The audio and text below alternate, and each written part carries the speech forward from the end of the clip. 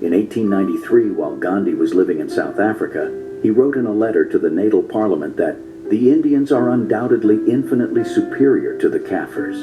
In another letter from 1904, he described black people as savage, raw, and uncivilized, and claimed that the white race in South Africa should be the predominating race. In a letter to a health officer in Johannesburg, he said that the council must withdraw Kaffirs from an unsanitary slum called the Coolie location, where a large number of Africans lived alongside Indians. About the mixing of the Kaffirs with the Indians, I must confess I feel most strongly. The same year he wrote that unlike the African, the Indian had no war dances, nor does he drink Kaffir beer.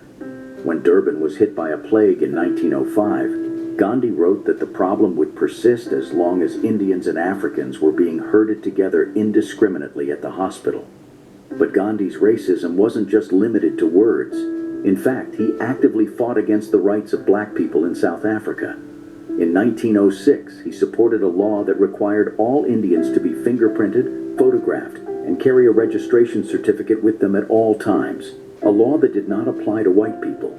He even went so far as to organize Indian volunteers to help the British Army fight against a Zulu rebellion in 1906. Gandhi's actions towards black people were not just limited to words and speeches.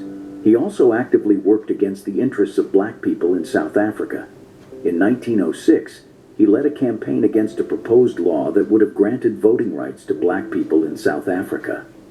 Gandhi argued that black people were not civilized enough to participate in the political process, and that giving them the right to vote would lead to the degradation and lowering of the Indian race. And it wasn't just in South Africa where Gandhi displayed his racism. In his own homeland of India, he fought for the preservation of the caste system, which placed Dalits, formerly known as untouchables, at the bottom of society and subjected them to horrific discrimination and violence. Gandhi believed that the caste system was a divine law and opposed efforts to abolish it.